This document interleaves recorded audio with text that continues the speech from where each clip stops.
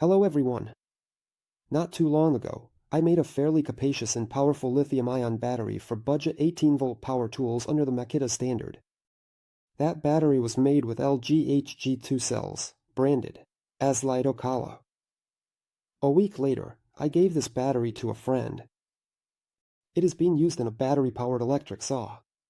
As for me, I was left without a more or less decent battery, and I have a lot of tools, including some that are power-hungry, like grinders, heat guns, and so on. And yes, today I will be making another battery, but not a simple one. First of all, its nominal capacity will be close to 9 amp hours, with a good protection board and in a more robust case, using 21,700 cells. For this, I ordered a kit from China to assemble the battery, and let me introduce it to you. The kit includes the case itself with accessories, holders for 21,700 cells, 2 boards, 1 main board, and the second for charge indication. There are also various stickers, nickel strips for connecting the cells, and screws, bolts, or self-tapping screws, whichever is more convenient. Yes, the case is large, but the battery will last much longer than batteries of the classic form factor. The quality of the case is solid, much better than the cases of the included batteries for budget tools. The BMS board provides protection for the battery against short circuits, deep discharge, overcharge, and overheating.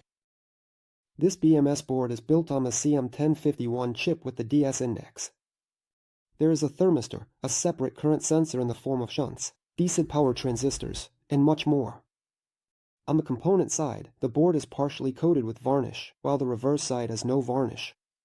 Connecting the board should not pose any difficulties, everything is standard. The other board is simple, serving as a battery charge indicator and connects to the main board with 2 wires. Batteries. The 21,700 cells are quite popular these days, and there are many great solutions. For example, one of the best cells in this form factor is the ENR21700P42A, Molisol, with 4.2 amp hours and a discharge current of up to 45 amps. But 10 of these batteries already cost around $130 to $160, and that's not including shipping. Considering the case and shipping, the finished battery will cost around $170 to $200. Any 21,700 cells from reputable manufacturers cost a significant amount of money, and I wouldn't recommend using no-name brands at all.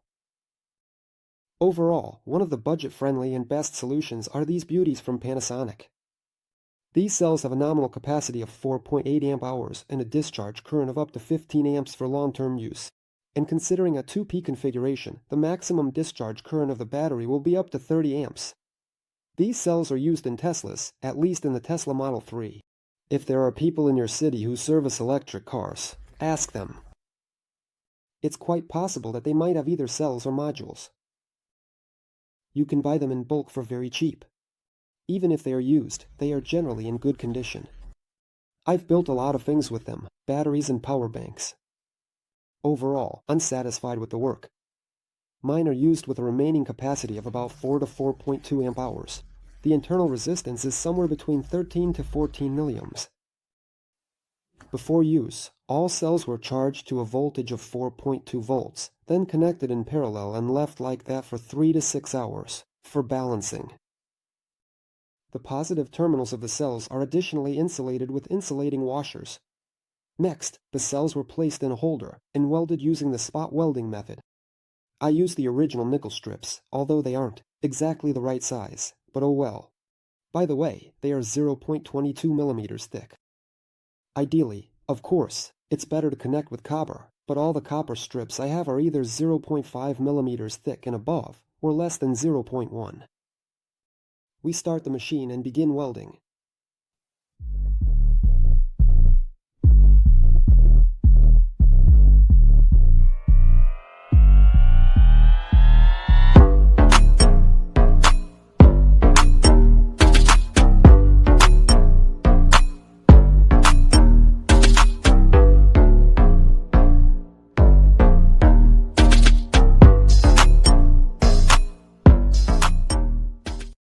Almost ready.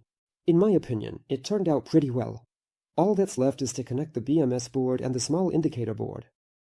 Let's not forget about the thermal sensor either. It should be located deep within the battery.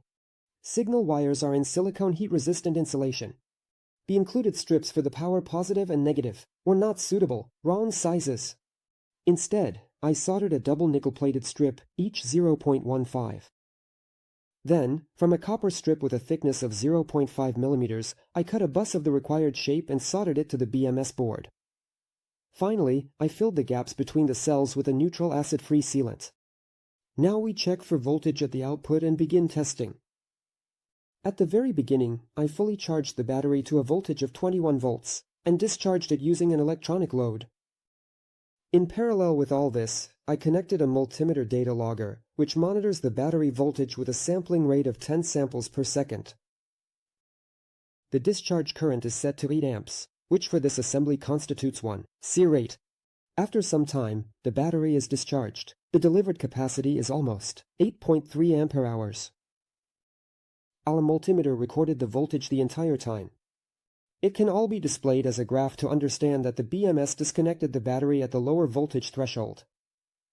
And this voltage was 13.6 volts for the battery and 2.7 volts per cell.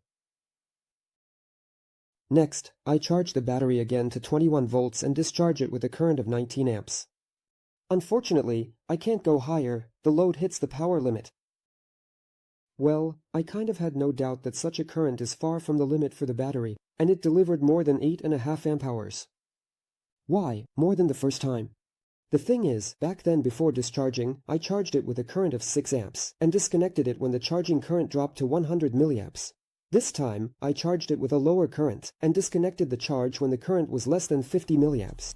That's why more capacity was filled. Immediately after the discharge ended, I took several thermal images.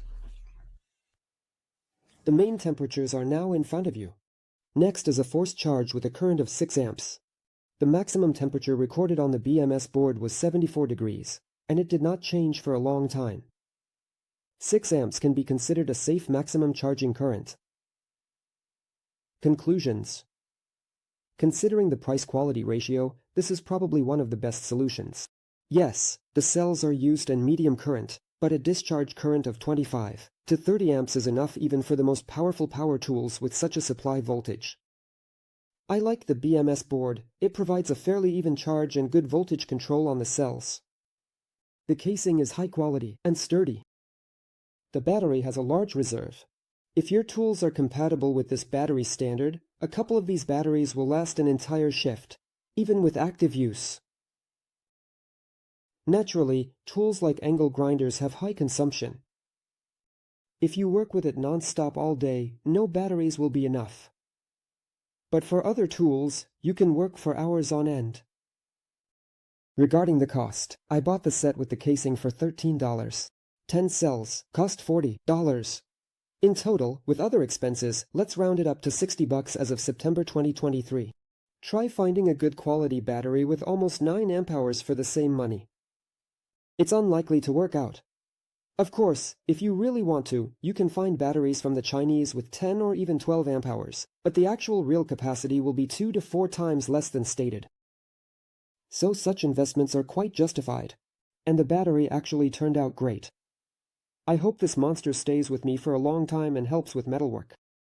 Well, this video is coming to an end. For those who are not aware, let me remind you that I have several other YouTube channels where videos are regularly uploaded. You can find the links to them in the description. There will also be other useful links in the description. Well, that's all from me. As always, this was Kasyan with you. Until next time. Goodbye.